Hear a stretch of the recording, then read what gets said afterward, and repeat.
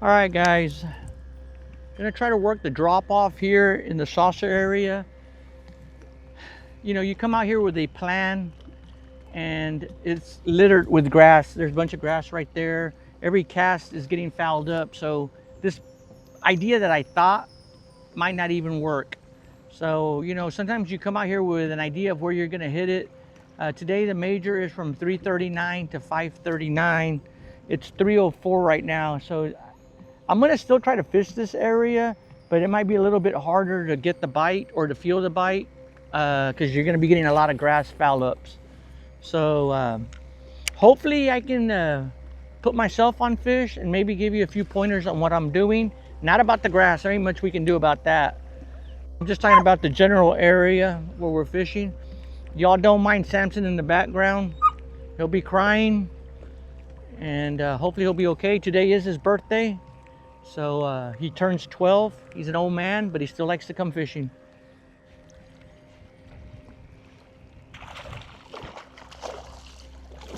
All right, guys, fish number one.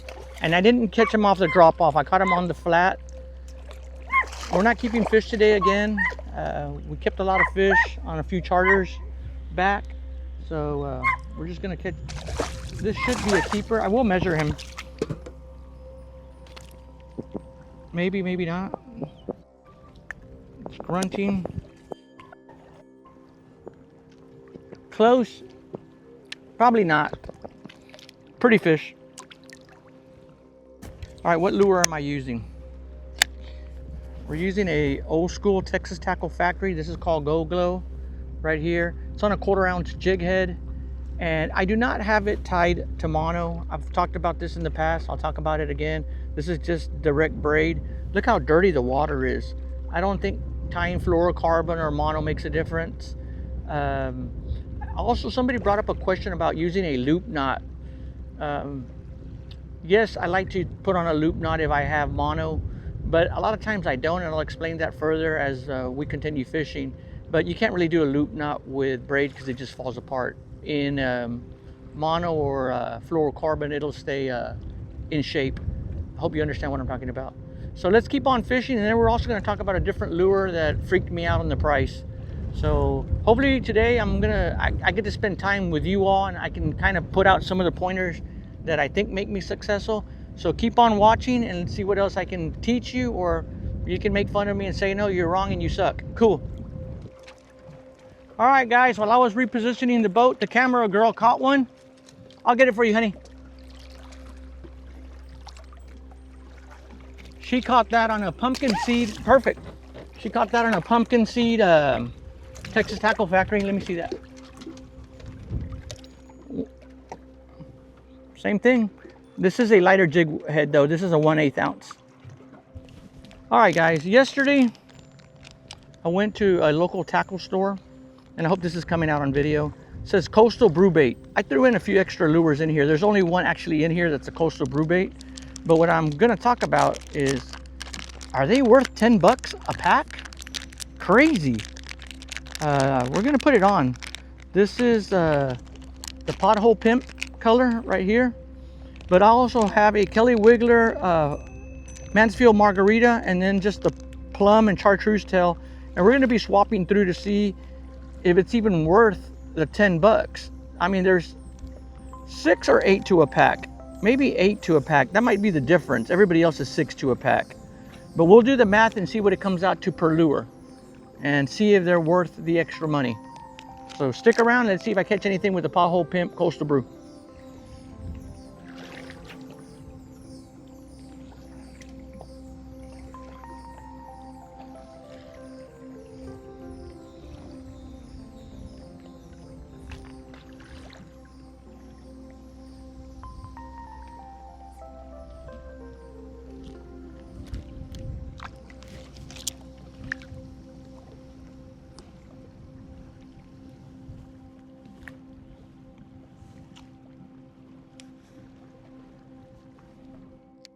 This is a massive fish.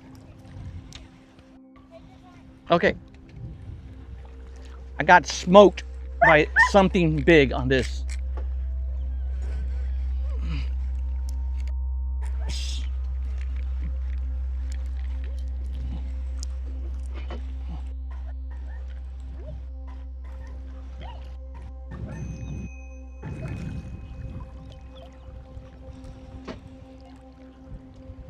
This is on the Coastal Brew. This is a big fish, whatever it is. Oh, it's a gaff top. Cannot believe a gaff top took the lure like that. All right, guys, Coastal Brew can catch gaff top.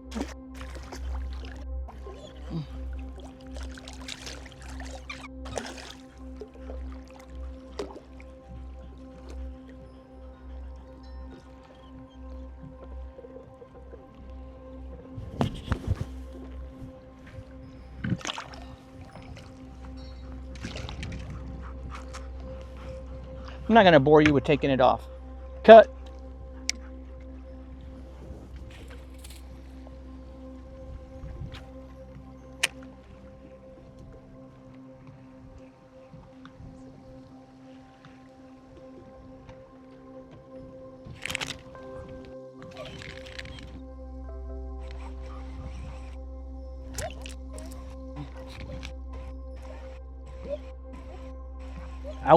Sam, that's enough. Nice trout. Nice trout. I got it on video. Hey, do that again. All right, guys. So what we've got my wife on a same 1/4 ounce jig with a purple Kelly Wiggler. Hopefully we can see it right there. It seems like the bite, we're trying to drag it off the bottom right here at the drop off. So I'm trying to bring my lure right up the wall. Now also when you're wading this area, obviously you can't go forward because you're gonna freaking go into deep water. We're gonna be moving sideways. Once you find a good solid group of fish, don't move. Obviously you should know that. But you know, catching 1 or 2 and then you do 10, 15 casts, you don't catch shit, take a step or 2 over to your right. All right, we can get the grass to clear up a little bit. I can get a little bit better lure presentation, making excuses, but let's see if we can get it here. Let it go to the bottom. Pop it off the bottom. See if a trout will pick it up from the bottom.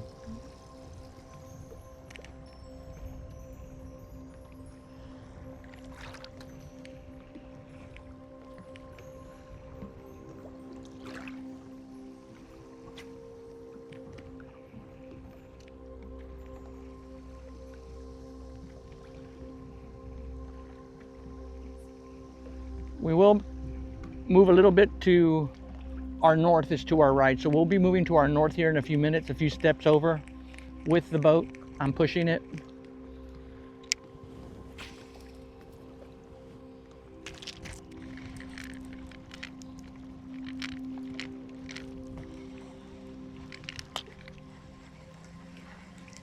Let's see if this is another channel cat. Nah.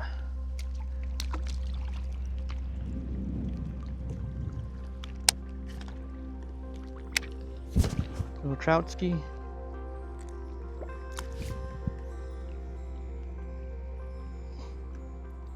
Another maybe, maybe not if I was on the real ruler, but I wouldn't keep it.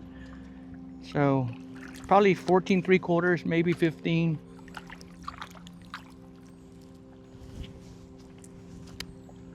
So far, it hasn't gone off the chain yet, but let's see what else.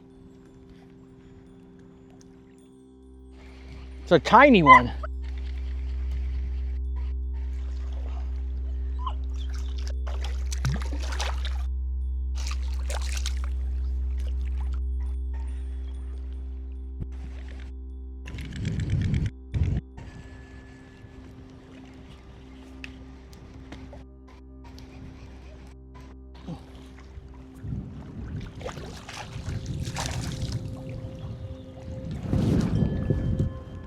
All right, we're gonna swap out lures.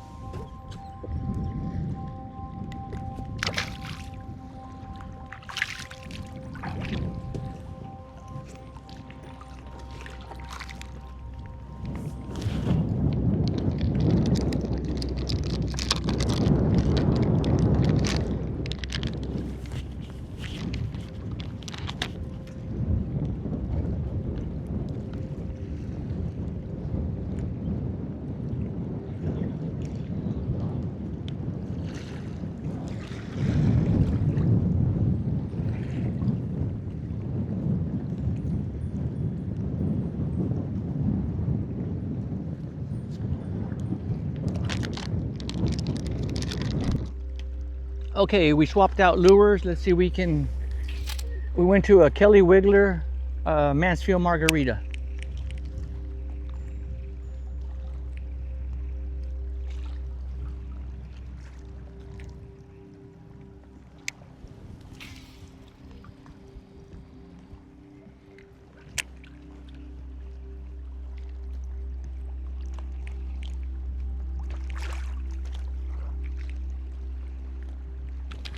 Fish on.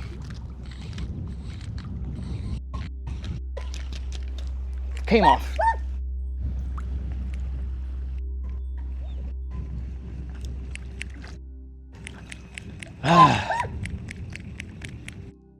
He picked it up right on the fall and just couldn't collect on it. It was probably a small fish.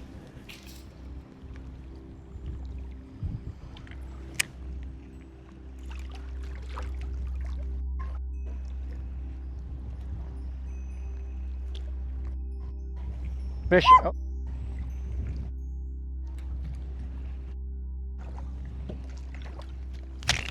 Fish on. I have to do the Bassmasters on him.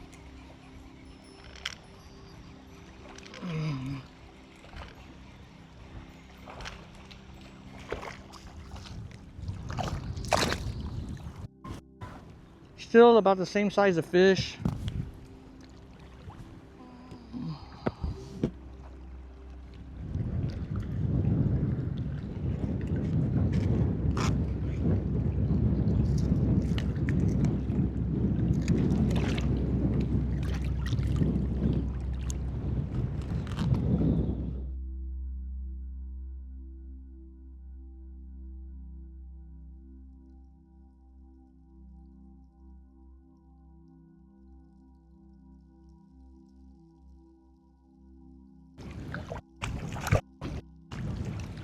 Sam, that's enough.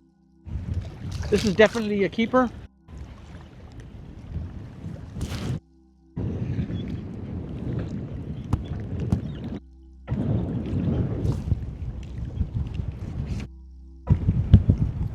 Yeah, 15 and a half, almost 16. Pretty fish, skinny, but we're in the zone. Mansfield margarita. I don't really think the lure makes a difference. We're just presenting the lure in the right spot. Well, cut! All right, guys, that backlash was brought to you by Shimano and any other brand other than Daiwa. This is a Daiwa Coastal SV 150, and I love this reel for that one reason. Backlashes are far and few. This magnetic brake system is awesome. That was just me. I was overzealous, and I created the backlash. This reel is pretty much automatic. The other day I had two guys on the boat. They were throwing, I'll just call it brand X, and it was probably 1 to 20 backlashes that I had compared to them. They had like 20 to my 1. I'm not dogging anybody other brands of reels, but once you throw this Daiwa Coastal SV, you're gonna love the mere fact you don't have to be messing around with backlashes. They're far and few, and that one that I got didn't take me but 10 seconds to take out. Didn't do anything crazy.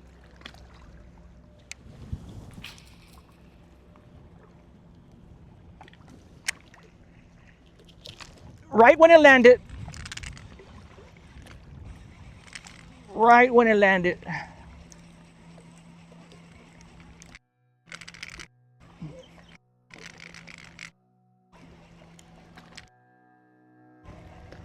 We're bringing him water skiing.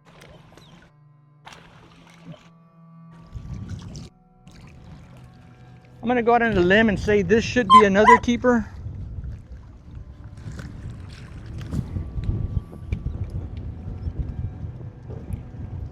Yep. They're not fat by no means, they're skinny. But that made the box. Let's see if we can hit that honey hole again. I just kept on moving along the drop off, and either the bite picked up or I found the pod.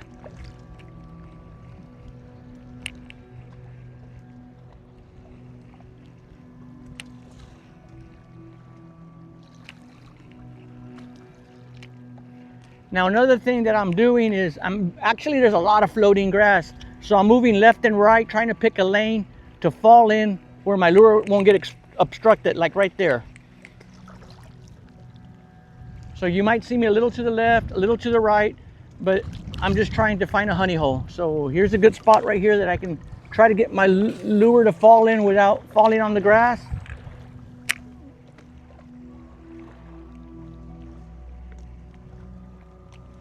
Oh.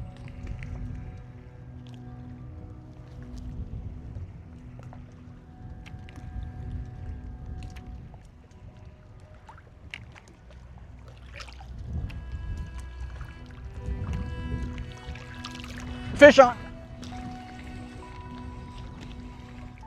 Ah, son of a biscuit eater.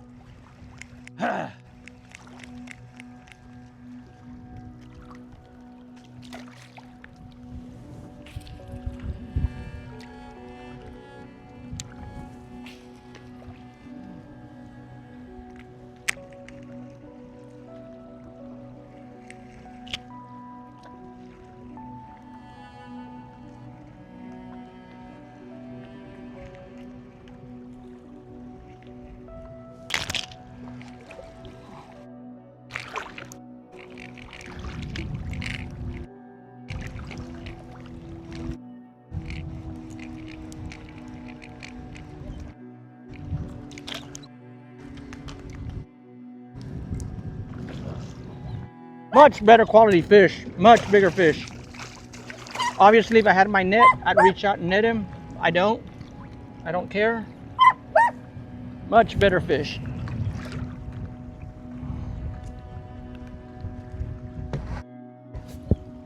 Gorgeous fish.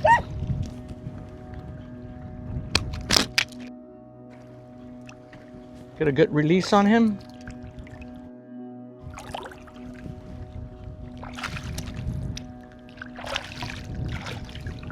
That's number 3, guys, already. All right, guys, it's 4:16. We've caught a few fish. I think we have 3 that would have made the box. And I'm just trying to let you know that it's 4:16, 4:17 now. I don't know if you can see the watch. The major is supposed to end at 5:39. I believe that it'll continue though till 6 or 7. As the sun goes down, the bite will continue. Usually once July, August, September roll around, the evening bite is the best. Early morning or late in the afternoon. So if you got young kids that want to come out, don't wake them up at 4 in the morning to go fishing. Wake them up at 3 in the afternoon and bring them out at about 5. It's not so hot, and work it till 9 when it gets dark. Just drive home or drive back safely in the water.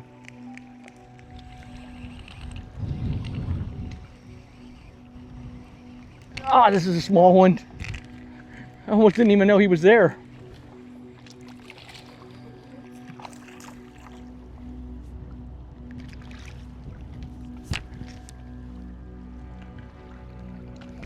All right, guys, another thing I see is when you're gonna grab a trout, try to put your fingers up high so his head is nice and firm in between your fingers, and you can take the hook off real easy. You're not hurting him, and then he's ready to be released.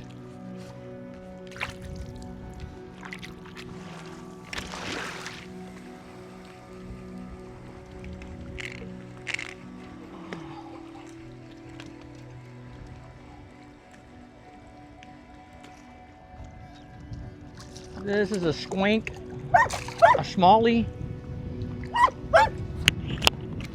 Got him off. All right, so I'm standing in maybe 2.5 feet of water, but the drop-off's in front of me. You can see there's a marker right there.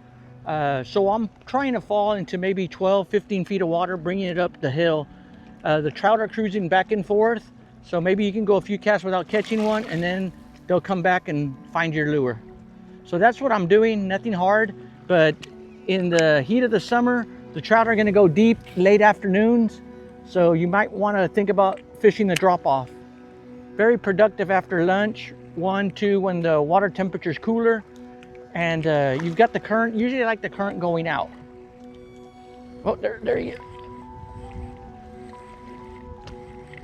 go. Is he gonna stay on? Is he gonna stay on? Nope. Got it wrapped.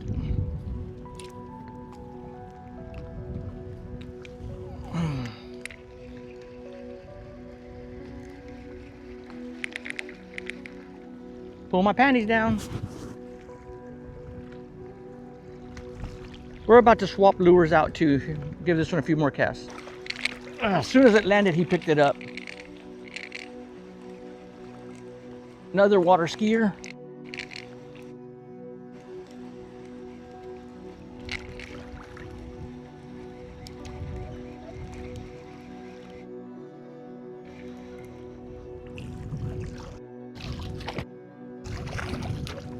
A little bit better quality fish. Should keep. Nah, maybe not. 2 teeth.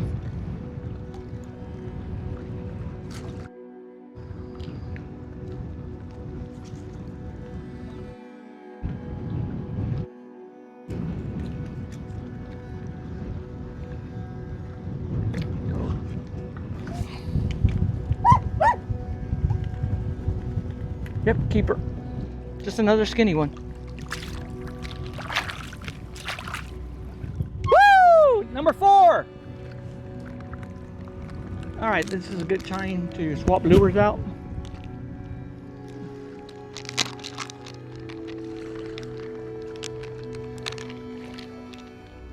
We're gonna go with a smooth from down south. This is a little bit lighter bodied lure, so it's not gonna sink as fast. Out here, I kind of want my lure to sink as fast. So this is the lure that I probably won't use too long. I'll probably go to that purple Kelly Wiggler. The smooths are a lot lighter plastic, so they float more. Probably some type of floating plastic.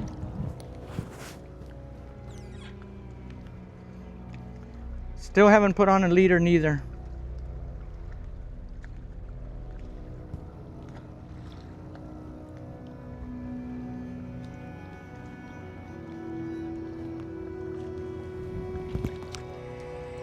First cast with a smooth. It's a small one though, I can tell. Just falling right in that little honey hole. You will have to go through a lot of little ones, but I mean, I don't know about you, but I have fun catching them. I don't care what size they are, especially if I'm gonna let them go.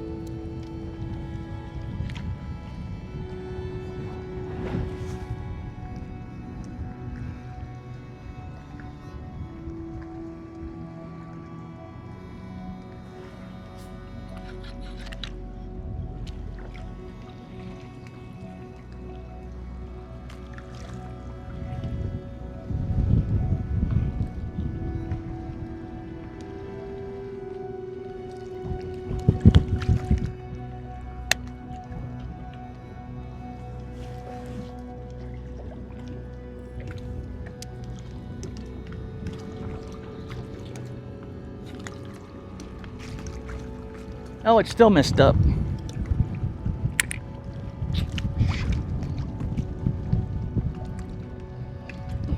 It's the fish, the fish. All right, guys, we did a retie. We had a little tip wrap that I messed up, but I went ahead and did a retie. This lure already messed up with one fish. I'm not gonna dog this lure because I've used it before. I had a customer that used it, and this jig head, the shank right here is real thick. If you use a screw lock, they'll last a lot longer. So we're gonna go ahead and peel this bad boy off, and we're gonna throw on a Kelly Wiggler, but it works great. Thank you, honey.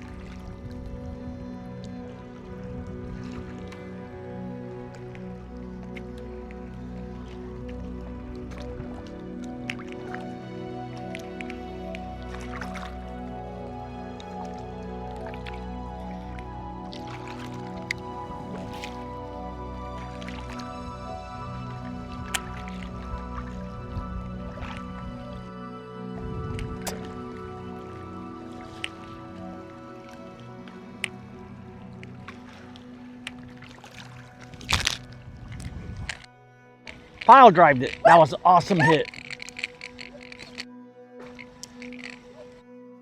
Don't come off, don't come off, don't come off.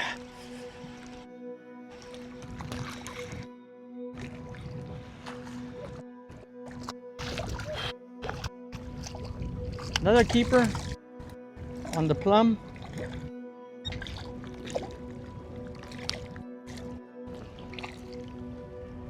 Got the birthday boy over there crying.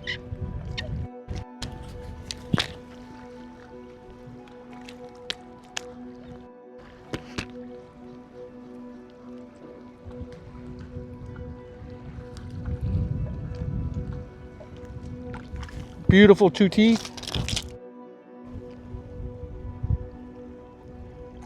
Yep, almost 16.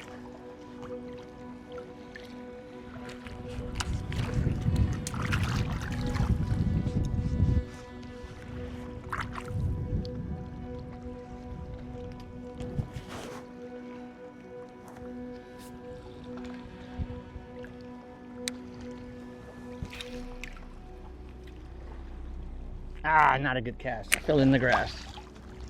Probably catch the biggest fish of the day.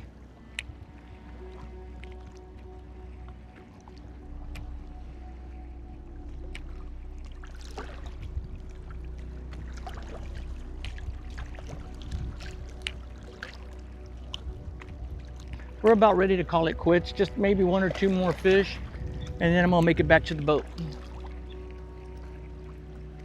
All right, guys. The other day, I had a comment on another video from some time back. It might be an offshore video, and the guy's asking, why do I give up GPS coordinates in some of my videos? There's a lot of reasons, but really the first reason is I want you to become a better fisherman. And if you have areas where you've seen me catch fish, then that'll give you confidence to fish better, harder. But like I've talked in a lot of other videos, you have to watch them all to really understand why I give coordinates away.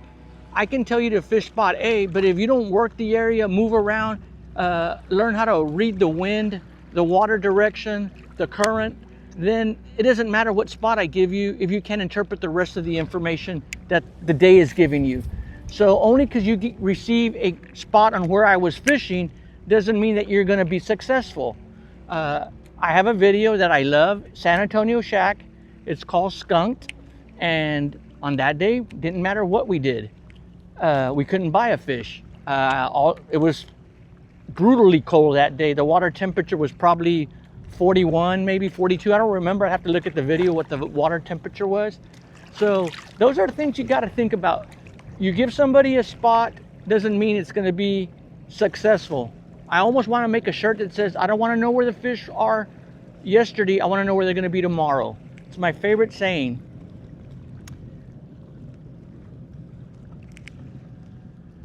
All right, we're still on the topic about GPS coordinates. Here's another thing that drives me crazy is to see YouTubers blank out their GPS screen. That is so arrogant of a YouTuber or any fisherman to do that on a picture or on a video. Trust me, nobody's watching my videos and saying, oh, I want his GPS cords. I'm just giving you ideas of where I fish. I don't expect you to follow me and fish here. So to everybody that blurs out their cords, you do what you want to do, but I promise people aren't following you because of the cords or the fish you don't catch. It's just the content that you're putting out there. Is it entertaining? And are you giving me something that I want to watch, which is maybe a learning value? What can I get out of the day from fishing with off-duty charters? You know, I want to make you a better fisherman. I want to make myself a better fisherman. If there's any tips and tricks you want to give me, knock it out. Please tell me. But let's leave a comment right here. Put a comment right there. See or no GPS cords, or don't put them out anymore. I think it's weird. I mean, you tell me, is it controversial to put out cords or not? If you are using cords that I give out and they've been beneficial, let me know. Or you might be like, no, that place sucks. Great, let me know. But let's make a comment. Cords, no cords. Offshore, they're golden. You need them. Inshore, and all of this is structure. Offshore is like fishing in a desert. You got to find the oasis to fish on. Those are prime. So if I give you something offshore, that's legit. There's fish there. Out here in the bay, you do what you want to with them. that's my rant on cords. Hope you all enjoyed the video. Maybe catch one or two more. The wind's picking up and we'll take it in. Thanks for watching, and remember to like and subscribe. I need to hit that 1,000 subscription here pretty soon.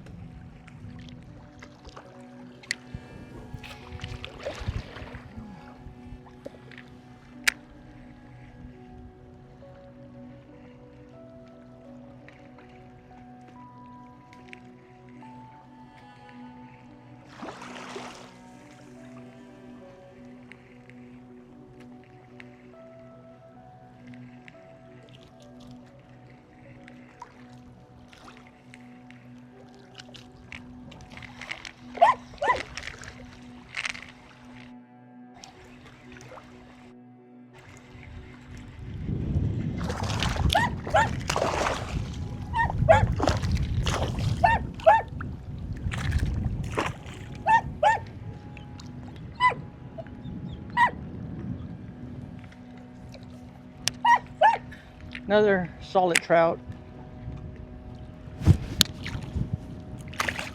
Perfect. Beautiful. I was afraid he'd eaten it.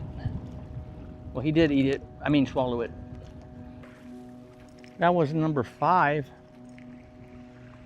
I thought he had swallowed it, so I let him swim in the water, and he did a good job of spitting it out. There he goes.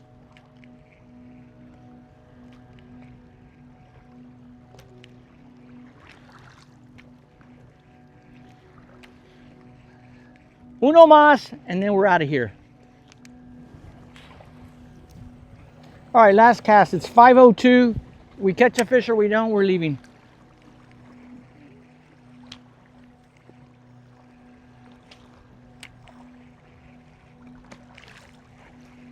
It was fun. I think the fish continued working their way down the channel. I don't want to follow them, or the bite turned off.